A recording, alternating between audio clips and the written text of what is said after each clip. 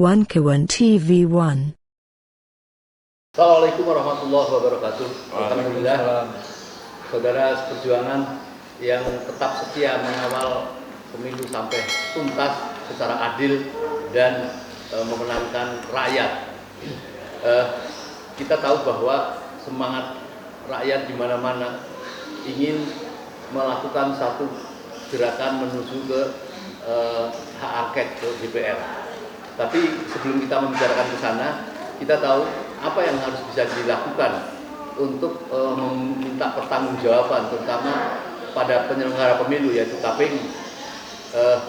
Bersama kita pada siang hari ini ada Bapak Agus Maksum dan ada Bapak Dr. Marwan Batubara dan ada Bapak Dwi Cahyo, mantan Ketua Hakim Agung ad hoc. Kita akan membicarakan apa sepantasnya yang harus dilakukan kepada KPU, terutama tentang rekap, karena mereka lah yang menciptakan, mereka yang melaksanakan, tetapi mereka tidak bisa mempertanggungjawabkan apa yang sedang menjadi kacauan di KPU. Setelah tuduhan-tuduhan banyak tentang server ada di Singapura, ada di Cina, ternyata sekarang sudah kembali pelan-pelan. Jadi tentu tidak bisa lagi tentunya KPU ini dipercaya untuk melanjutkan yang sudah ketahuan kejahatan-kejahatan, kecurangannya, ketidakmampuannya. Nah, maka mungkin kita mencoba minta tanggapan dari para tokoh yang ada. Dan pertama saya minta kepada Bapak Agus Maksum, karena sebentar lagi kayaknya ada acara keluar, saya minta untuk menuntaskan apa yang sebaiknya dilakukan kepada KPU ini. Silakan. Ya, jadi kekacauan pemilu yang luar biasa ini sebenarnya sumber masalahnya ya KPU yang bertanggung jawab. Catatan saya yang paling penting adalah ya selain persoalan pelanggaran yang dibiarkan, yang KPU sendiri yang harus bertanggung jawab terhadap kekacauan utamanya adalah satu, tentang 54 juta DPT yang kita minta verifikasi dan validasi. Itu tidak dilakukan, sehingga kemudian KPU justru memberikan jawabannya tidak masuk akal. Simpel aja jawaban tidak masuk akal. Kita minta divalidasi orang yang usianya 1030 tahun. Dijawab bahwa 1030 tahun itu ada memenuhi syarat, kan itu bukan masuk akal kan. Nah, lalu akhirnya jumlah DPT itu kita tidak tahu berapa finalnya. Jadi artinya pada waktu kemarin itu kita mau suaranya itu terkumpul berapa, nggak ada acuannya. Ya kan? Kalau DPT final itu segini melebihi segini berarti ada pemilih tambahan atau segini berapa persen. Sekarang mau mengacu ke berapa? Nggak ada DPT finalnya itu satu. Nah, yang kemudian ini menjadikan saya mengatakan beredarnya puluhan juta surat suara di luar TPS yang beredar entah di mana, yang hari-hari ini dia akan berubah menjadi suara masuk melalui kotak suara yang sekarang itu naga-naganya sudah kita lihat tuh, di mana-mana terjadi clash antara penjaga kotak suara itu dengan mereka-mereka yang berubah-ubah, kan itu sudah muncul gitu ya. Satu itu soal DPT yang menghasilkan surat suara puluhan juta beredar, sekarang menjadi operasi penyesuaian di lapangan. Itu tanggung jawabnya KPU, dan saya kira ini tindakan pidana yang sudah kita laporkan juga. Yang kedua tentang Sirekap. Nah, Sirekap ini menjadi malapetaka dari sebuah demokrasi. Kenapa? Karena demokrasi itu kan 50% plus 1 rumusnya, dan juga one person, one value, one vote. Satu orang itu nilainya tidak bisa dinilai dengan uang. Bayangan saja 50% per 1 itu kalau terjadi persaingan ada dua gitu ya. Ini kemudian satu suara ini ke sini atau ke sini, ini dia jadi menang. Nah, ini yang namanya Sirekap itu merubah suara luar biasa banyaknya, bukan cuma satu, dan itu adalah sebuah kesengajaan. Yang jelas sebuah kesengajaan. Kenapa kesengajaan? Satu, ya ini Sirekap ini kan kelanjutan dari Situng, dan saya sih mengatakan ini bukan Sirekap, ini sebenarnya Situng 2019 yang dioperasikan ulang karena Sirekap itu tidak beroperasi dan tidak siap. Saya mengatakan tanggal 13 Februari di podcastnya Hersu, saya katakan bahwa Sirekap ini tidak siap, dan kita sudah lakukan investigasi dengan KPPS itu di situ saya mengatakan kalau di tanggal 14 Sirekap itu menghasilkan hitungan, maka itu pasti simulasi, gitu kan. Nah, dan ternyata kemudian Sirekap itu tidak beruji, yang difungsikan situng yang kemudian diberi nama pemilu 2024.kpu.go.id yang servernya itu ada di Xinjiang, Taobao, yang bagian dari sebuah grup perusahaan Alibaba yang berkedudukan di China, dan juga servernya itu ada di China juga, gitu ya. Yang baik Pak Gus, itu kan sudah diungkap beberapa hari yang lalu, ya. yang tidak ada tanggapan apa-apa. Nah, intinya kalau memang KPU sudah tertuduh seperti itu dan dia tidak bisa melakukan apa-apa, jangan-jangan dia tidak tahu apa yang harus dilakukan, maka rakyat kan tentu harus melakukan tuntutan atau punishment. Apakah dia harus diganti, ditutup, atau rakyat harus berbuat apa terhadap KPU yang seperti itu? Iya, KPU sudah tidak bisa dipercaya dengan kesalahan-kesalahan yang sangat fatal itu mengelabui kita seolah-olah dia melakukan minta maaf dan koreksi, nggak bisa dikoreksi. Apalagi kemudian dikoreksi pada DPT pada TPS itu nggak bisa. Ini penanganannya nggak, bahkan apa yang terjadi itu nggak boleh diubah. Jadi kalau mau mengkoreksi maka dia harus membuat namanya Sirekap perbaikan atau pemilu 2024 P1 gitu ya, dan itu kemudian dilakukan perhitungan ulang sehingga kemudian ini, dan harusnya tidak boleh lagi dilakukan oleh KPU, harus ada badan khusus yang mengambil alih itu, independen. Kenapa KPU ini sudah tidak bisa kita percaya. Dia membuat sistem dengan celah seperti itu, yang kemudian dimasuki celahnya itu bahkan ada sekian banyak orang menjelaskan, pakar-pakar IT menjelaskan itu kerjaan software yang ditanam di situ, ya kan? Saya kira KPU memang sudah tidak bisa lagi kita percaya. Harusnya ya ada badan khusus yang mengambil alih ini. Ya, lalu kalau tidak ya rakyat aja mengambil alih ke situ, ke KPU di situ ya, supaya kemudian ini proses mestinya harusnya sudah nggak bisa dilanjutkan, nggak bisa dilanjutkan, udah terlalu banyak bukti. Ya, yang paling telak saya kira ya Sirekap ini udah diungkap sekian banyak orang, lalu kemudian diperbaiki itu kan cuman kamuflase aja. Itu diperbaiki itu di situ berpindah ke sana, nanti itu kemudian sistemnya akan melakukan pengolahan, akhirnya kemudian dibagi rata, semua TPS itu nanti ya normal semua kelihatannya gitu. Ini sudah nggak bisa, proses ini sedang berjalan, harus ada yang bisa menghentikan. Jadi kejahatan KPU, kalau kita katakan kejahatan karena sudah banyak bukti-bukti itu sebenarnya dia berdiri sendiri atau sudah ada yang ngatur maka ada sebutan TSM itu, berarti kan ini ada berbagai pihak yang sudah melakukan perencanaan kejahatan ini. Iya, saya kira KPU itu malah justru pion aja menurut saya kan. Dalam algoritma yang saya buat itu kan quick count kan bukan KPU. Ya kan, itu pihak luar. Lalu Sirekap sama dengan quick count, ya kan gitu. Lalu kemudian ketika kita mintai pertanggungjawaban, ya ngomongnya itu nggak sesuai dengan fakta, kan gitu. Apa faktanya? Faktanya misalnya kesalahan Sirekap entry data itu dia salahkan pada OCR, OMR, kamera, kan gitu. Padahal itu kesalahannya terletak pada KPU. Simple untuk mengatakannya. Kamera itu sudah akurat. Kalaupun kamera itu menghasilkan angka melebihi 306, kalau Sirekapnya itu didesain benar bisnis prosesnya, maka ada entry data melampaui 306 itu harusnya nggak bisa masuk. Tapi kan ini sengaja, faktor kesengajaan mendesain entry data di TPS melebihi 306 sehingga bisa sampai yang saya temukan itu, yang saya temukan sendiri maksud saya ya, itu ada satu TPS untuk 02 itu bisa 136.118. Bayangin aja itu satu TPS. Dan itu kan berarti memberikan sumbangan pada persentase 02. Itu terjadi di tanggal 14-15. Ya berarti ketika kemudian Sirekap yang kita kira tidak berjalan itu ternyata berpindah.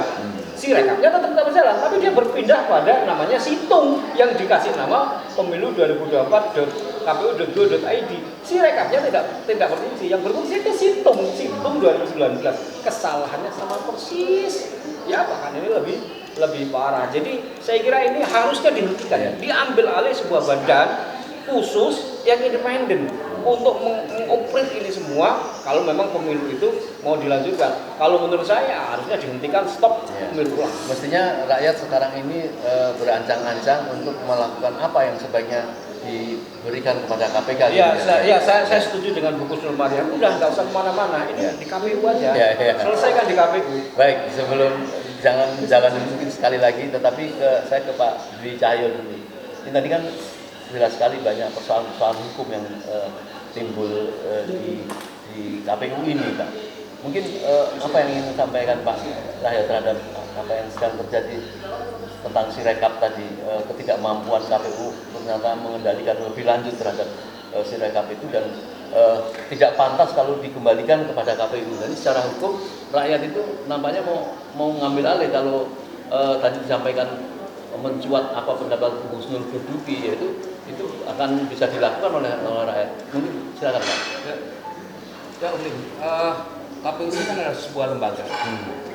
Sebuah lembaga yang menangani proses pilpres dan pileg. Tentu orang-orang yang ada di dalam situ, orang-orang yang memiliki jabatan di KPU, ditambah juga dengan yang ada di Bawaslu, itu harusnya orang-orang yang punya integritas yang tinggi, profesionalisme yang memadai, kemudian tanggung jawab terhadap masyarakat, memiliki tanggung jawab terhadap bangsa dan negara, bukan tanggung jawab terhadap penguasa, tapi terhadap bangsa dan negara. Ketika ini tidak bisa dijalankan oleh lembaga yang namanya KPU ini, termasuk yang dibuat adalah kesalahan-kesalahan di Sirekap itu, maka di sini sudah terjadi suatu ketidakprofesionalisme pejabat-pejabat yang ada di KPU. Nah, kalau sudah menyangkut masalah seperti ini, harusnya kan ada satu lembaga yang namanya DKPP, Dewan Kehormatan Penyelenggara Pemilu. Dia nggak bisa, nggak tahu. Harusnya dia sudah tahu. Begitu juga Bawaslu. Nah, yang terjadi sekarang ini adalah seharusnya Bawaslu itu adalah mencari kesalahan-kesalahan, nggak usah nunggu laporan. Tapi yang terjadi sekarang ini, Bawaslu itu nunggu laporan, kan lucu. Bawaslu tugasnya iya, dia menerima laporan juga. Tapi di samping menerima laporan, dia juga harus ke lapangan. Dia juga harus mencari kesalahan-kesalahan apa yang dilakukan oleh KPU, termasuk Sirekap ini. Jika Bawaslu bisa menemukan itu, Bawaslu harus bertindak. Nggak usah nunggu laporan. Sekarang yang terjadi kan Bawaslu menunggu laporan. Seharusnya Bawaslu sudah bisa dia masuk ke sana untuk menemukan terjadi kecurangan-kecurangan atau kesalahan-kesalahan melakukan ya seperti yang tadi Mas Agus sampaikan, dari Sirekap kemudian bisa dialihkan ke Situng. Seperti itu. Nah, itu mesti kita cari tuh suatu saat ya, kalau nanti Mas Agus ada waktu, cari itu buktinya. Peralihan dari Sirekap ke Situng itu. Beberapa waktu yang lalu DKPP kan pernah melakukan koreksi dan dia boleh dikatakan menyalahkan secara etika KPU dalam menerima. Nah, kalau saat sekarang ini kira-kira ketidakpercayaan rakyat ini sekarang kepada KPU seperti ini, mestinya DKPP bertindak atau mempunyai fungsi untuk menegur atau mengingatkan KPU gitu? Kalau kita ambil urutannya kan dari penemuan kesalahan-kesalahan yang dilakukan oleh pejabat-pejabat yang ada di KPU, seluruh yang ada pejabat maupun seluruh personil yang ada di KPU, itu kan seharusnya Bawaslu menemukan kesalahan-kesalahan itu baru diproses. Tentu laporan itu tidak hanya berhenti di Bawaslu, Bawaslu juga harus koordinasi dengan DKPP. Jadi 3 lembaga ini seharusnya mereka melakukan semacam pertemuan-pertemuan rutin ya, sehingga ada satu kerjasama bukan dalam arti negatif ya, kerjasama dalam arti positif, artinya fungsi kontrol juga dari Bawaslu juga harus ada, sehingga Bawaslu juga harus punya kemauan untuk mendapatkan kesalahan-kesalahan dari KPU, terjunlah ke lapangan langsung, kemudian dia mencari kesalahan-kesalahan itu, kecurangan-kecurangan itu, dan dia nanti juga bisa kerjasama dengan DKPP untuk mengambil langkah-langkah hukum selanjutnya seperti apa. Mestinya kan begitu. Nah ini kan pemilih melihat sendiri yang terjadi apa? Banyak justru laporan dari masyarakat. Loh, tugas Bawaslu ini masa menunggu laporan dari masyarakat? Baik Pak, jadi ini yang sangat penting sekali ini Pak Marwan ini. Tadi sudah dijelaskan sama Pak saya sama Pak Aziz. Ini rakyat kan sudah mendesak masalah angket itu.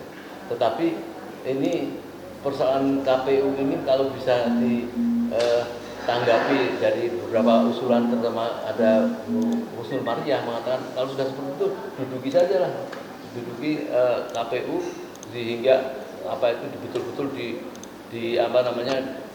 bukan disabotase tapi diambil alih oleh rakyat atau diputuskan sampai ada penggantian segala sesuatunya sebelum kita bicara masalah tuntutan hak angket ini. Ya, terima kasih Om Lim. Jadi saya kira catatan penting kita yang paling utama adalah bahwa pemilu telah berlangsung secara curang. Nah, kecurangan ini dimulai sebelum pemilu itu berlangsung sampai setelah berlangsung. Itu satu hal. Hal lain bahwa penyelenggara pemilunya ini juga bermasalah dan merupakan bagian dari rezim. Jadi kalau sudah melihat itu, sebetulnya rakyat itu bisa saja memulai dengan menuntut wakil rakyat menjalankan tugas pengawasannya. Pengawasannya itu apa?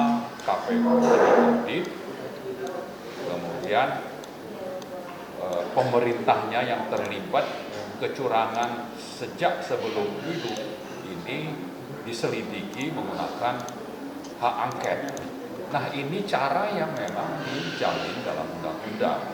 Dan kalau kita misalnya melakukan demo, kita berkumpul dan menyatakan pendapat, ini juga dijamin oleh konstitusi. Nah, kaitannya dengan apakah kita harus duduk di KPU atau tidak, bisa saja itu nanti kita duduki lalu KPU bisa berhenti. Tapi apa solusinya gitu? Apa yang hendak kita capai di sana? Dibanding misalnya angket ini wakil rakyat, mereka punya hak untuk melakukan penyidikan. Nah, termasuk juga untuk menjalankan tugas pengawasan dari sisi mengaudit secara forensik, secara menyeluruh tentang bagaimana KPU itu menyelenggarakan pemilu ini, ditambah lagi tentang bagaimana menggunakan perangkat yang namanya sistem IT. Artinya ini kita bersuara, berharap nanti rakyat itu menuntut memang dalam koridor hukum dan kelihatan prospek hasilnya itu seperti apa sepanjang DPR itu menjalankan fungsi atau tugas angketnya itu secara objektif dan profesional dan tanpa intervensi. Sehingga dengan begitu kita berharap nanti ada hasil. Apa hasilnya misalnya? Kalau memang ditemukan kecurangan TSM, itu kan tadi sudah disebutkan, dampaknya adalah bahwa yang terlibat ini didiskualifikasi, ya kan? Lalu lebih lanjut lagi, kalau yang namanya pemerintah yang memang sedang diangket oleh DPR misalnya, diselidiki oleh DPR, kemudian ditemukan kejahatan yang dilakukan oleh Presiden, ditambah lagi hasil audit KPU, IT-nya dan bagaimana mereka menjalankan fungsi pengawasan itu atau menyelenggarakan pemilu itu, ditemukan pula hal-hal yang memang melanggar, ini dikombinasikan, lalu nanti dari situ bisa ada pernyataan pendapat dari DPR yang misalnya bahwa memang Presiden Joko Widodo terlibat dalam menjalankan pemilu yang curang secara TSM. ini bisa dimakzulkan. Kemudian kalau memang penyelenggaraan pemilu oleh KPU ini bermasalah secara hukum, ini bisa dibatalkan. Salah satunya itu adalah membatalkan 02 sebagai paslon dalam Pilpres. Jadi artinya kita lebih bisa melihat ada prospek solusi yang memang dalam koridor hukum dan bisa dipercaya dibanding sekedar kita menduduki KPU lalu untuk apa? Karena kalau menduduki KPU lalu mereka berhenti bekerja, itu bisa nanti jadi alasan misalnya situasi memaksa, lalu presiden terbitkan dekret lah, atau memperpanjang jabatannya Jokowi lah. Ya kan, ini kita harus ukur juga ini apa. Tapi saya setuju bahwa itu sebagai pressure oke. Tapi pressure yang lebih mendesak bagi rakyat sekarang saya menganggap itu lebih kepada gimana kita mendesak DPR untuk segera menjalankan fungsi atau wewenangnya menjalankan angket, terutama yang terkait dengan pemilu curang, dan itu pasti yang kaitannya dengan apa yang dilakukan oleh pemerintah dalam menyelenggarakan pemilu ini. Ya, jadi memang angket itu bukan kepada lembaga KPU, tapi memang ini bagaimana kebijakan dan juga peraturan-peraturan atau sepak terjang pemerintah dalam kaitannya dengan pemilu ini. Itu lebih relevan dan itu yang dijamin oleh konstitusi menurut pasal 20A Undang-Undang Dasar. Itu saya kira bukan kita bicara melakukan sesuatu. Kita mengerahkan misalnya cukup banyak orang, tenaga, pikiran, ya, gerakan untuk melumpuhkan KPU katakan. Tapi kita tidak bisa menjamin itu akan mendapatkan hasil yang lebih terukur. Terukur kalau kita lewat bagaimana DPR itu menjalankan fungsi angketnya. Ya, baik. Saya kira begitu. Ya, kalau itu, Pak Agus, tentu apa yang disampaikan Bu Husnul Maria, saya tidak menyimak sampai apa itu habis. Mungkin Pak Agus bisa menyampaikan. Mendudukin itu kan tentu ada satu tujuan, karena memang dikasih punishment dan harus tidak punya kekuatan moral lagi lah ke penggunaan KPU itu, kan memang harus dilakukan satu langkah-langkah. Iya, jadi intinya kan kekacauan itu terletak pada penyelenggaraan. Dan penyelenggaraan itu masih belum selesai dan itu kan dioper oleh KPU. Mulai dari pembuatan DPT-nya, sekarang penghitungannya dengan Sirekap yang sudah jelas Sirekap ini satu kesengajaan yang tidak terbantahkan lagi bahwa mendesain sebuah sistem perhitungan untuk memenangkan salah satu paslon, mengizinkan adanya satu software bekerja di dalamnya, menghasilkan angka-angka yang kemudian prosentase perolehan paslon tertentu itu sama dengan quick count, dan sekarang perhitungan-perhitungan di lapangan-lapangan itu juga berikutnya akan menyesuaikan angka-angka.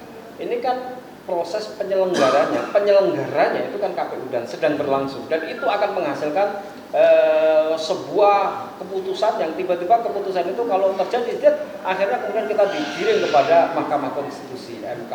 Yang persidangan itu saya kira itu badut-badutan yang saya sudah alami lah.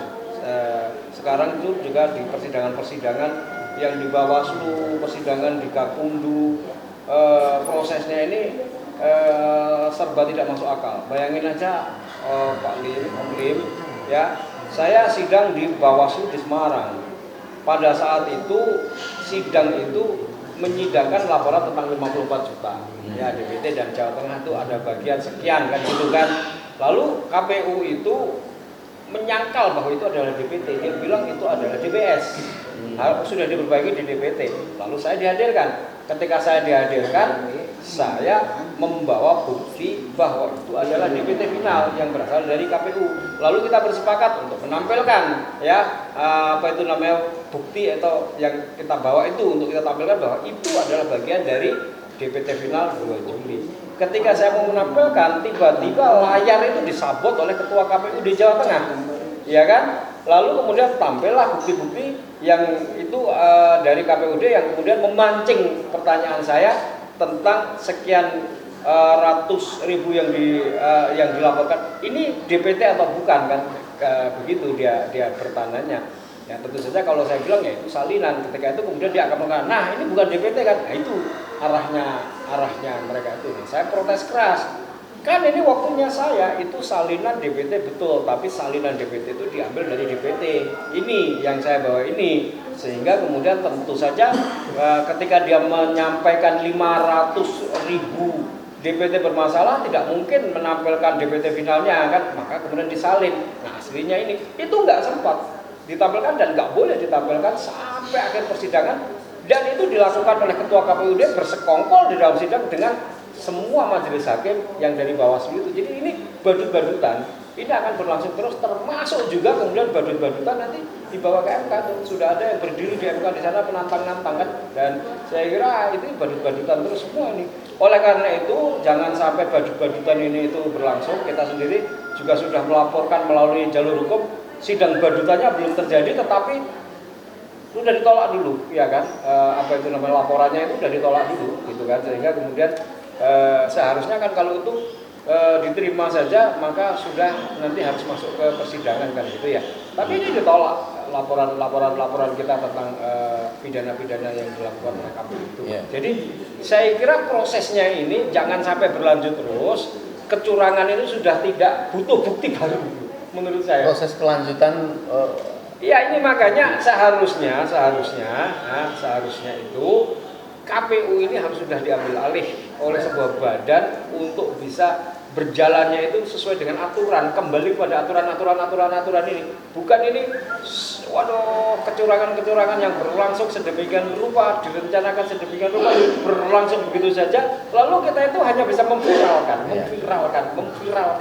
Ya kan?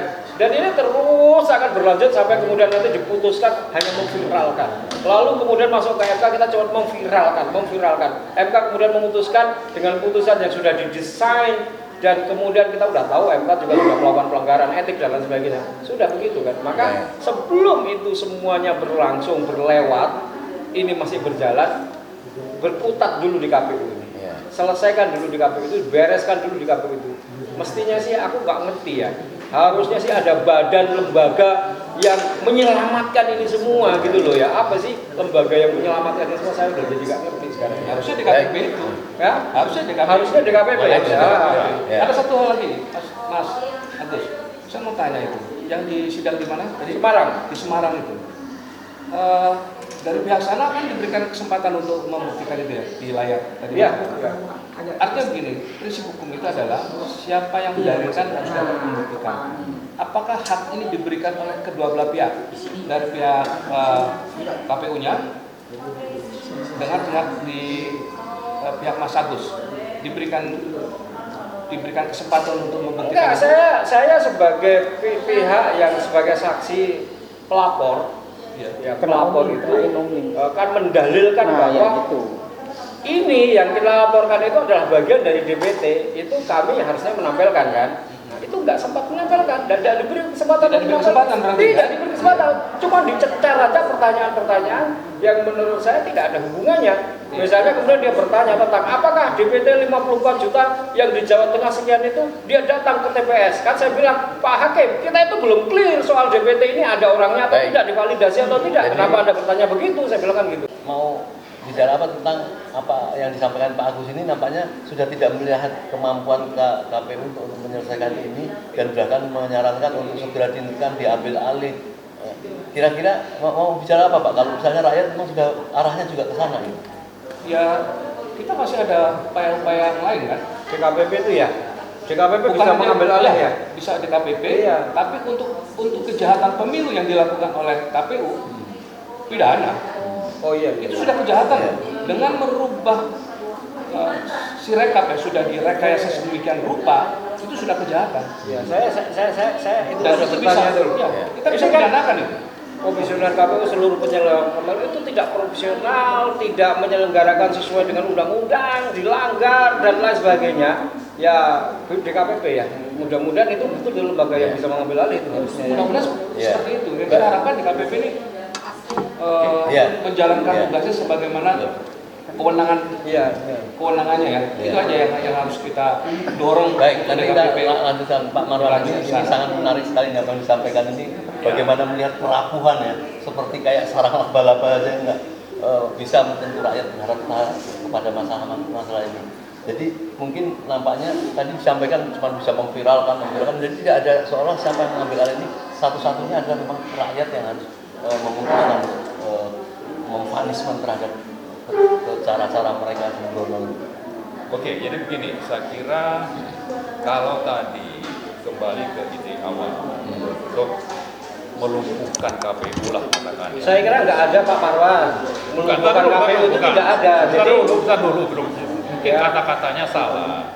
Kita seperti Bu Usnul bilang duduki KPU.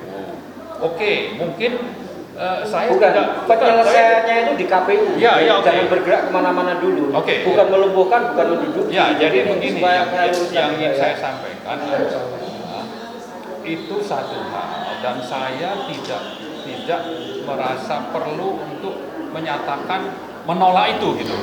Lakukanlah itu. Ya kan? Tapi harus dicatat bahwa ada langkah yang lebih efektif dan efisien untuk bagaimana masalah kecurangan ini diselesaikan, dan karena pidananya itu sangat berat, maka yang menjadi target kita adalah bagaimana pelakunya ini ya itu dilumpuhkan. Misalnya presiden terbukti pidana berat terlibat dalam kejahatan pemilu curang ini misalnya. Itu satu. Yang kedua, kalau memang angket atau penyelidikan oleh atau audit oleh DPR ya dengan memanfaatkan atau meminta audit independen, auditor independen mengaudit, lalu ditemukan memang ada kejahatan, ada TSM, maka ini juga bisa membatalkan paslon 2 misalnya. Jadi dua hal ini saya kira ini jauh lebih prioritas dan ini mestinya dilakukan lebih prioritas dibanding kita tadi mau minta KPU menjalankan sesuatu yang memang tugasnya, tapi itu bisa saja akan lebih lama atau tidak efektif. Kenapa? Karena pemimpinnya ini adalah yang tadi jadi target kita, yang namanya Bawaslu, KPU. Jangankan dua ini, MK aja itu di bawah kendalinya Presiden. Sementara Presiden bilang kalau ada masalah, ada kecurangan, lapor aja ke Bawaslu, lapor saja ke MK. Itu kan yang dinyatakan oleh Presiden. Dia berani nantang kita, nantang rakyat. Kenapa? Karena dia tahu bahwa ini semuanya di bawah kendalinya dia gitu. Jadi kenapa kita tidak langsung mengadres siapa sebetulnya yang paling berkuasa terhadap isu ini? Apakah memang KPU tadi atau Presiden? Ya saya bilang Presiden. Maka alatnya juga harus besar. Apa alat besar itu? Ya tadi angket. Angket supaya bisa efektif. Ya kita minta rakyat juga menuntut, menggugat DPR untuk segera melakukan audit tadi atau yang namanya angket itu gitu. Ya jangan lupa Jokowi itu berada di atas trias politika. Ya kan, dia eksekutif tapi legislatif juga dia kuasai, apalagi yudikatif itu dia kuasai dan ada ada paman Gibran di sana gitu. Jadi saya bukan, kembali lagi saya katakan, saya tidak menafikan, tidak menolak rencana teman-teman, tapi saya cuma menawarkan mari melakukan sesuatu yang lebih efektif dan efisien, karena itulah yang menjadi target kita, bahwa selama ini sudah hampir 8 bulan mungkin ya, itu yang namanya petisi 100 itu menyuarakan pemakzulan Jokowi, ini sumber masalah ini gitu. Lalu kalau memang ini bisa dilakukan lewat angket pemilu curang, kenapa tidak gitu? Kenapa harus dipir-pir dulu? Ya oke lah silakan. Saya bilang paralel bisa, tapi yang lebih prioritas adalah bagaimana yang namanya Joko Widodo harus dihentikan, lalu paslon yang memang terlibat kecurangan karena didukung oleh pemerintah secara curang, maka ini juga harus didiskualifikasi menurut Undang-Undang Pemilu yang tadi sempat disinggung juga oleh teman kita Pak Antoni Budiawan. Saya lebih cenderung ke sana. Ya. Jadi, nah karena itu satu lagi yang penting adalah tetap saja bahwa DPR itu sebagian adalah orang-orang yang tersandra kasus, sehingga tidak akan independen untuk bersikap untuk mendapatkan, misalnya angket sudah disetujui, tapi begitu nanti hasil angket untuk adanya misalnya pernyataan sikap oleh DPR di paripurna, itu bisa saja itu kan harus melibatkan bukan cuma pengusung yang dari 5 partai itu, tapi termasuk dari yang mendukung paslon 2 misalnya. Nah, ini saya kira perlu kita ingatkan, siapapun mereka, gunakanlah hati nurani, jangan mau disandra oleh rezim yang menghalalkan segala cara untuk mempertahankan atau meraih kekuasaan. Yang itu saya kira sudah terus akan dilakukan. Apakah kita bangsa Indonesia ini mau membiarkan bangsa ini menjadi bangsa pecundang, ya, yang wakil-wakil rakyatnya itu ada di tangan 1-2 orang, ya, tanpa kuasa karena mereka itu terlibat korupsi. Karena itu partai ini juga harus membersihkan orang-orang yang terlibat korupsi ini supaya mereka bisa hidup bebas dan bisa menyuarakan aspirasi rakyat secara utuh. Baik Pak, saya sambung sedikit tuntaskan. Sekarang sudah beralih dari masalah KPU ini. Kalau misalnya ini berhasil untuk melakukan satu angket dilakukan, apa sih yang bisa dilakukan di situ Pak? Apakah bisa mengkoreksi atau bukan? Jadi begini, namanya angket itu intinya adalah menyelidiki apa saja. DPR minta apa itu harus tersedia itu informasi. Dan itu akan bisa membongkar misalnya bagaimana yang namanya IT KPU diadakan, proses pengadaannya seperti apa. Bisa juga bagaimana waktu bansos itu dibagi-bagi oleh polisi. Ditemukan bahwa polisi ini banyak sekali yang memang mengantar yang namanya bansos dari pemerintah itu, atau bagaimana misalnya kepala-kepala desa itu dikumpulkan untuk memilih paslon nomor 2 misalnya. Nah, ini kan sudah sangat banyak beritanya. Tapi kalau itu dilakukan secara terbuka, sistematis oleh DPR, maka kejahatan ini bisa terbongkar. Belum lagi tadi kita bicara tentang adanya yang disebut dengan automatic adjustment, ya, automatic adjustment. Karena nggak ada duit, sudah habis untuk bansos, ngambil dari mata anggaran lain. Tapi alasannya adalah ini sesuatu yang diperintah oleh presiden. Andai kata Pak Noron, misalnya DPR cukup membawa bukti untuk menanyakan kepada presiden dan ada bukti-bukti yang dia tidak bisa menjawab dan bahkan signifikan sekali itu memang ada satu bukti kecurangan seperti itu, apa yang akan ya, artinya kan DPR bisa menyatakan sikap bahwa ini kecurangan sudah terjadi. Nah, kalau kecurangan itu sifatnya TSM, maka sanksinya adalah ini, begitu. Ya kan? Sanksinya itu tadi didiskualifikasi. Gitu. Nah, lalu juga kalau bicara tadi tentang pengadaan sistem IT KPU, setelah audit DPR melihat, wah, ini ada keterlibatan dari eksekutif.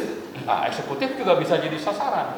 Jadi kalau bicara angket itu hanya berlaku terhadap pemerintah, bukan kepada lembaga seperti KPU. Tapi keterlibatan pemerintah dalam bagaimana sepak terjang KPU itu berlangsung, termasuk dalam pengadaannya itu kan ada keterlibatan pemerintah.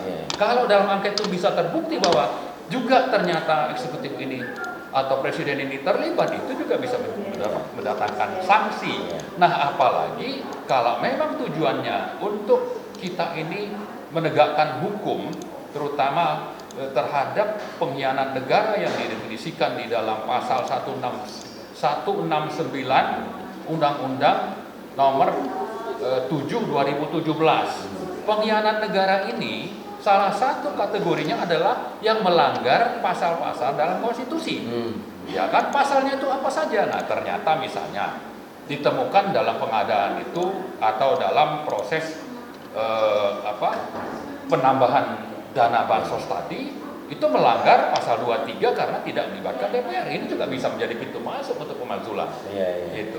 Baik, Pak Agus, mungkin ada sedikit yang mau disampaikan untuk menghadapi kecemasan masyarakat bisa menyelesaikan ini di KPU. kemudian ingin melangkah lebih jauh lagi rakyat ini. Mungkin ada yang mau disampaikan? Iya, saya kira kalau saya tetap pada step yang di depan kita itu adalah, saya setuju dengan Bu Kusnul Maria, ini penyelesaian soal Pilpres itu adalah masih berada di KPU, dia masih bicara bahwa kemudian nanti ke angket, nah itu langkah politik yang mungkin Pak Umar mau tempuh, tapi penyelesaian dari proses pemilu yang kacau ini adalah masih berada di KPU. Jadi kita kita fokuskan di KPU dulu untuk dia mempertanggungjawabkan seluruh kekacauan ini, ya, karena ini bukan sesuatu yang tidak disengaja, ini sebuah kesengajaan yang jelas gitu.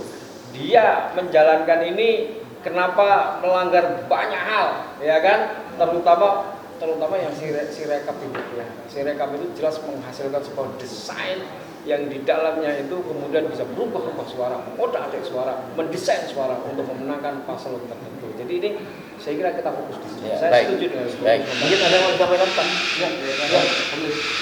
Saya ingin menambahkan bahwa yang pertama soal proses hukum nanti ya. Proses hukum ini yang harus kita tempuh itu adalah dari semua lini hukum, baik itu pidana, kemudian di Mahkamah Konstitusi, ya, maupun melalui Gakumdu, juga di DKPP. Ini adalah proses hukum. Jadi semua lini harus kita lalui. Yang paling penting itu nanti buat proses hukum itu adalah yang di MK. MK ini kita harus banyak mengumpulkan bukti-bukti. Jangan sampai terjadi seperti pengalaman tahun 2019. Betul gitu ya, Mas Agus ya? Iya. Tahun 2019 itu mungkin banyak kekurangan bukti ya. Salah satunya ya, jadi sebenarnya kalau 2019 itu memang tuntutannya bukan itu, tiba-tiba kemudian tuntutannya itu kan membatalkan pemilu dengan DPT yang tidak sah. Ya. Tapi tiba-tiba pengacara entah dipengaruhi oleh siapa, tiba-tiba merubah mengklaim kemenangan. Karena klaim kemenangan ya nggak punya bukti, kita C1 sudah sejak awal, makanya nggak punya bukti. Jadi cerita 2019 itu harus saya luruskan itu. Ya, bahwa tidak punya bukti itu karena pengacara tiba-tiba merubah acara. Petitumnya itu kan membatalkan, ya, yang kita rencanakan membatalkan hasil Pilpres dengan DPT yang tidak sah. Buktinya cukup kuat. Yang nanti membuktikan itu KPU. Kita cukup membuktikan. Nah, tiba-tiba kemudian diubah klaim kemenangan. Kalau klaim kemenangan kan harus menghadirkan bukti C1. Ya nggak ada. Sejak awal memang nggak punya saksi. Nah, ini kan pelajaran. Pelajaran artinya buat nanti kita mengajukan gugatan ke MK. Jadi 2019 ini harus kita jadikan pelajaran, Pak Marwan. Nanti kalau kita ke MK ini seperti yang disampaikan oleh Mas Agus. Kemudian untuk proses pidana tentunya ya kita tinggal mengacu pada Undang-Undang Nomor 7 Tahun 2017. Ya. Kemudian untuk satu hal yang saya juga sangat kecewa ketika tanggal 19 kita mengajukan laporan ke Bawaslu. Betul ya? Kita mengajukan laporan ke Bawaslu. Kemudian oleh Bawaslu laporan itu ditolak dengan alasan tidak memenuhi syarat material. Bawaslu tidak pernah memberitahukan, tidak pernah menguraikan syarat material itu apa yang Bawaslu ketahui mengenai tidak terpenuhinya syarat material. Ya, kita tanpa diberitahu, hanya diberi surat pemberitahuan, isinya tidak memenuhi syarat material, titik. Artinya apa itu surat itu? Maknanya apa itu, Pak? Maknanya bahwa kalau masuk material seperti bukti-bukti ya mungkin lemah ya, bukti-bukti yang laporan ini berdasarkan laporan kita, laporannya apa? Laporannya adalah A. Kalau laporan A, alat bukti pendukung untuk yang dilaporkan permasalahan A ini itu harus terpenuhi. Contohnya seperti itu. Tetapi di KPU apa yang sudah kita buat laporan kemarin itu tidak dijelaskan apa yang kurang buktinya itu apa. Sementara kita kan sudah masukkan bukti yang 54 juta DPT flash disk ya, sudah diterima. Flash disk sudah diterima, ya. Tapi masih menganggap kurang. Itu harusnya di dalam surat itu diberitahukan. Syarat material apa yang tidak terpenuhi itu diberitahukan. Seperti sama kalau kita harusnya ya. Seperti kita mengajukan gugatan ke pengadilan umum. Kalau ada kekurangan itu biasanya panitia juga ngasih tahu kurang ini ya. Itu diberitahu gitu. Ya, bukan tidak. Di dalam sidang pun kita masih diberikan kesempatan untuk memperbaiki gugatan. Ya, jika ada perbaikan, masih diberikan kesempatan itu. Diberitahukan, Bill. Ya. Ini enggak ada pemberitahuan, tidak ada uraian di dalam surat pemberitahuan penolakan laporan kita oleh Bawaslu. Yang tadi seperti saya katakan, Bawaslu ini maunya enak aja gitu. Dia nggak mau capek. Tugasnya Bawaslu kan bukan hanya menerima laporan. Tugasnya Bawaslu adalah juga turun ke lapangan, mencari perbuatan-perbuatan yang dilakukan secara masif ya, yang sekarang ini dilakukan secara masif, yang sudah terang-terangan, sudah banyak laporan, harusnya dia melakukan investigasi itu. Baik, Pak Dwi. Saya menambahkan sedikit, Om Ilmi ya. Itu persis seperti 2019 saya melaporkan juga begitu. Jadi kemudian diberkas, tapi ketika mau di BAP kita menunggu, ya kemudian muncul surat yang seperti itu tidak jelas apa kekurangannya. Tidak diberitahukan, nggak diberitahukan. Jadi ini saya kira bagian-bagian dari permainan-permainan nanti ini. Badut-badutan itu loh yang badutan ini. Ya betul. Baik, Pak Marwan, terakhir nih Pak Marwan. Ini kan sudah jelas ya, ini kan pembahasan seolah ada kesalahan-kesalahan di 2019 jangan sampai terulang lagi. Tetapi kan belum meyakinkan juga bahwa kalau kita menempuh atas kesalahan-kesalahan itu akan kemudian menghasilkan satu yang memuaskan bagi kemenangan rakyat ini. Itu apa menurut Pak Marwan? Ya, jadi begini, contoh Pak Agus tadi datang ke KPU, dan kita lapor ke Bawaslu, termasuk saya di dalamnya dengan Pak Narko dan Gus Sin. Nah, kita lakukan ini semua yang dilakukan Pak Agus itu kan menjalankan aturan main yang diatur dalam undang-undang, ya kan? Dan kita berharap mereka itu juga menjalankan fungsi tugasnya sesuai dengan yang diatur dalam undang-undang, dalam peraturan. Ya. Nah, tapi ternyata jangankan KPU, Bawaslu, MK saja tidak menjalankan fungsi dan tugasnya sesuai dengan undang-undang. Dia cuma berfungsi untuk memuji kebenaran suatu ketentuan dalam undang-undang terhadap konstitusi. Dia tidak punya hak untuk membentuk ketentuan undang-undang. Tapi dia lakukan itu. Dia bikin aturan baru, dan ini artinya kan ketentuan baru, dan ini bukan wewenangnya. Dia buat sehingga batas umur itu bisa meloloskan Gibran. Saya hanya mengatakan 3 lembaga ini, KPU, Bawaslu, MK, dibentuk atas perintah undang-undang, diminta untuk menjalankan fungsi dan tugasnya sesuai dengan undang-undang, ternyata mereka tidak melakukan itu. Kenapa itu bisa terjadi? Karena ada yang lebih berkuasa. Mereka ini ada di bawah kendali yang namanya Presiden Joko Widodo.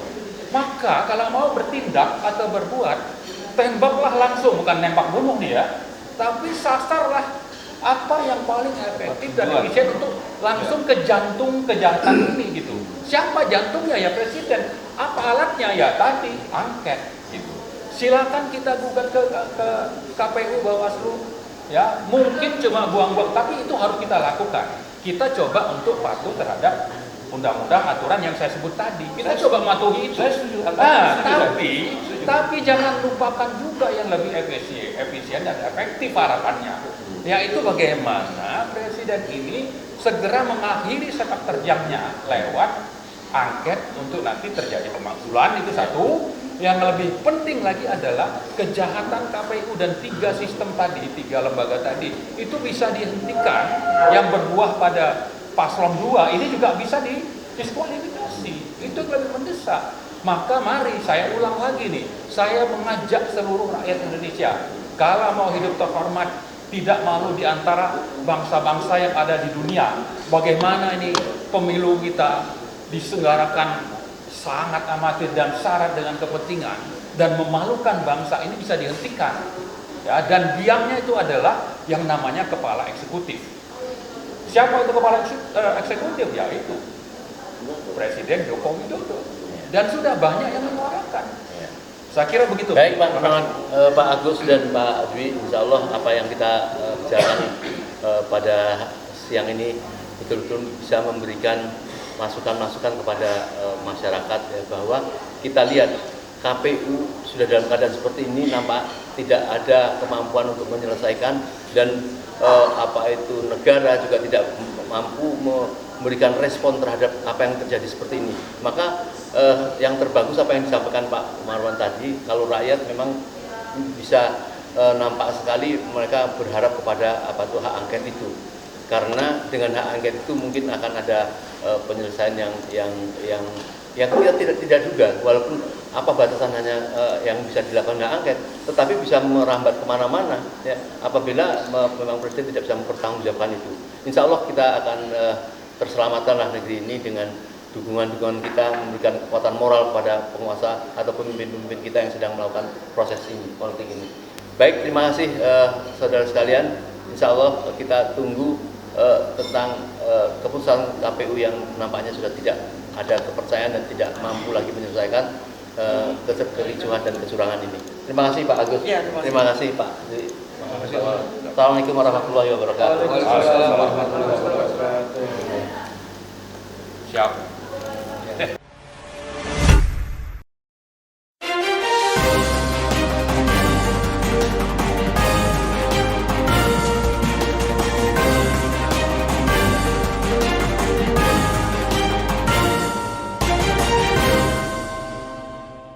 One Kawan TV 1